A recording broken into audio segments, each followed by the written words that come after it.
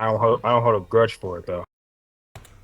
Alright, welcome back to Seconds Out. I'm your host, Soul, and I'm joined by two fighters fighting for a world title in the middleweight division. To my right, we have Dan Bones, 4-1, 4 knockouts, second time challenging for a world title.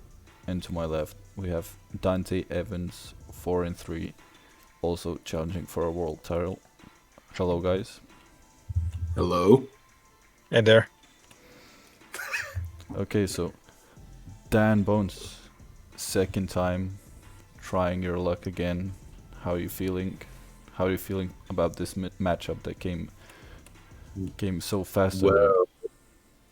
Well, it's a little bit disappointing because my last matchup, it felt like it was entirely supernatural for the stuff that happened. Like like Canelo, he only got 2 knockdowns when the minimum you're supposed to get is 3. And then what happens is I was purely relying on heavies due to it just being, I don't know, that laggy, I guess. Just being that laggy. Now I'm in this situation where I have to fight like guys who come off of no contest wins for world titles like Dante Evans. So yeah, that's the situation we're in now. Dante Evans, how are you feeling? Because I'm pretty sure this is like very late notice on you. This came about at like 2 days notice on you for a title fight. How are you feeling about this?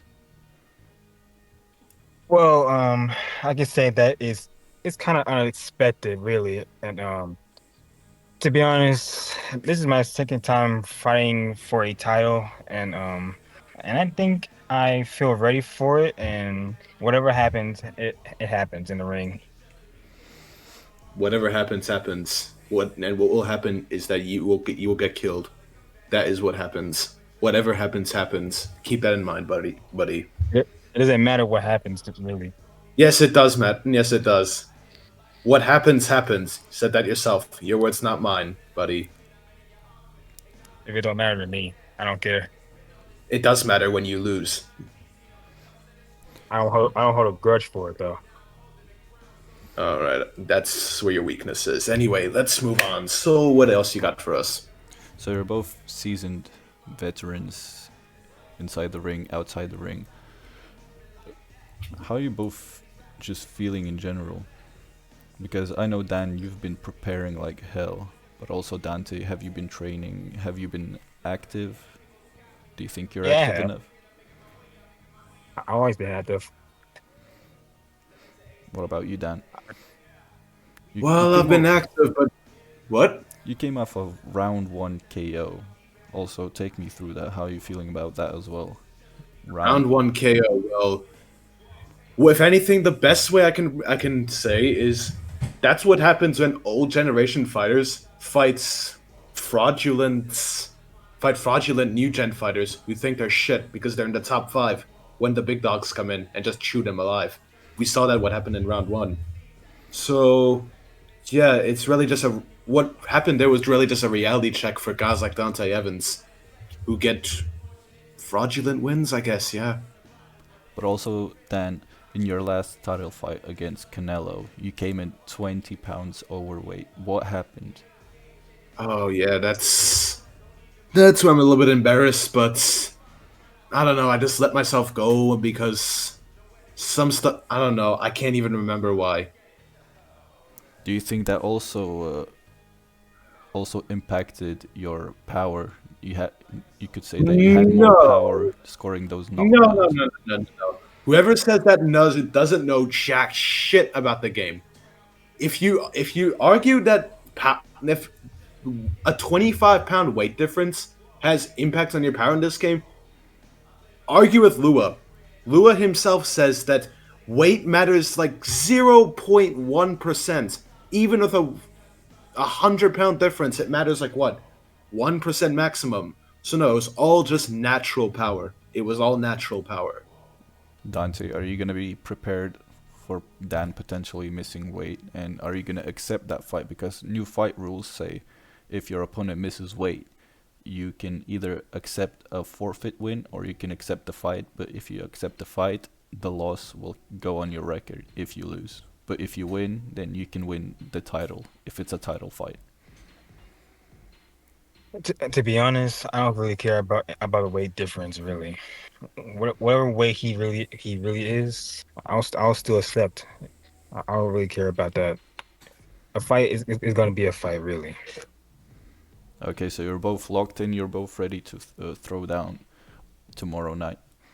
I'm ready. I'm ready to throw down. He's ready to get thrown down. That's what it is. I'm always prepared for a fight, so I'm ready for it. I haven't seen you train once. I have been training. Exactly. Well, oh yeah, you haven't been training. I haven't seen it though. So like, are you really telling the truth? Yes, I'm actually training, even if you don't see me. I got you. But even if you were properly training, I would have seen you at some point. So in other Mhm. words, either you're lying, or or you're bullshitting and you're training like what 5 minutes maximum per day I get on every day. for like what 10 minutes, No, hours. hours. You know what that's called? Every day. You know what that's called? Burnouts. That's what it's called. So you're gonna be burnt out during the fight. Not quite. Yes, quite. Okay, Dante. Uh, Daniel's last fight, he won in the first round by a KO. Do you think Uh, that's a good thing for him to go in and quickly finish his opponent, or do you think it could end up bad if it goes into the later rounds and Dan doesn't have the experience of going into the later rounds? hmm. Well, I can say that his first round knockouts are quite impressive, but I can say that it could be quite embarrassing if he can't really get the round one KO over and over again. Oh, so I think it's gonna ruin his reputation. I can say that, yes. Also, Dan is a very, very, very big power puncher. I would say he's probably in like the top 3 of the heaviest punchers in prize fighter. Are you prepared for that? I am.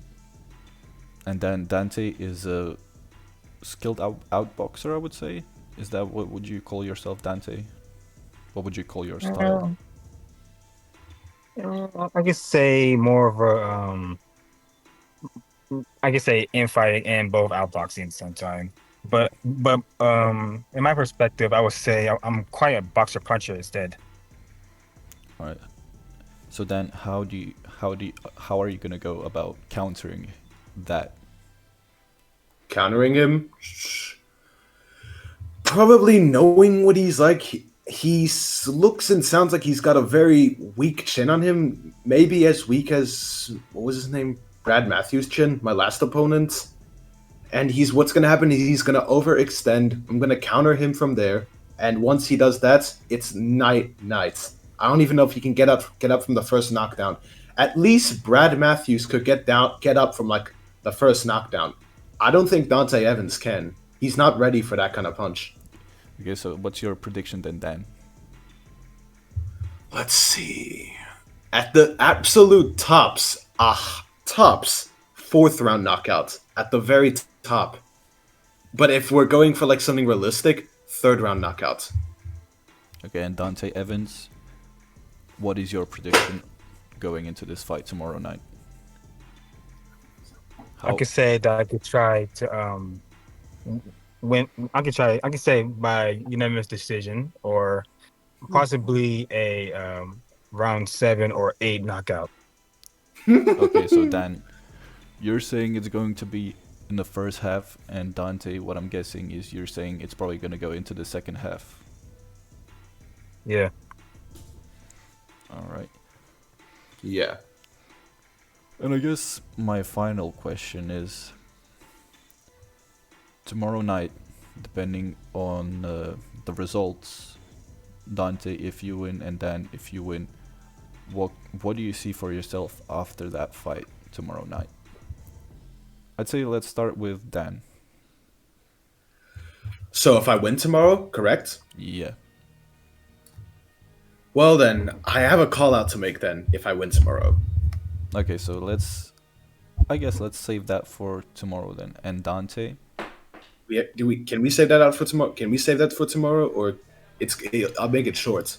if you win tomorrow, yeah, if you win, the winner will get an interview after the fight. So I guess it will be a perfect place for that. But then again, you have to win. So let's say All right, fair enough. let's wait for tomorrow night. And Dante, what do you see for yourself if you win against Dan Bones tomorrow night? What is your plan after that? Because you're a champion. Mm. If I win this match, it will just be something I could actually remember myself as being a middleweight champion in my first of my first title. I could say that, and I'll be overjoyed for it and be ready for the next opponent. Okay. So you don't have in mind like the very next opponent or the very next path. So I'm guessing if you win, you're just gonna sit out for a little bit and wait whatever comes to your hands. Yeah. All right. My opinion, he should fight Brad Matthews. He didn't show up to that fight. Oh, that's I think true. it'd be a possibility I could fight him. Yeah. But then again, if he fails to Brad Matthews, I don't know what's next for him. If he fails to Brad Matthews, Well, I guess we're gonna find out tomorrow night then. So, what do you have to say for your fans? all right. Well, let's see. What can I say to all the big boners out there? What can I say? Do not worry. We're not losing tomorrow night. We're not losing. We're just not gonna lose. And It's Dante, Dante Evans. and Dante Evans, what do you have to say to all your supporters about tomorrow night? The only thing I can say is good luck, and hopefully I can win this fight. And I'll see y'all tomorrow. All right. Okay. Tune in tomorrow night, live only on ROZN. Dante Evans versus Dan Bones for a vacant IBF middleweight title.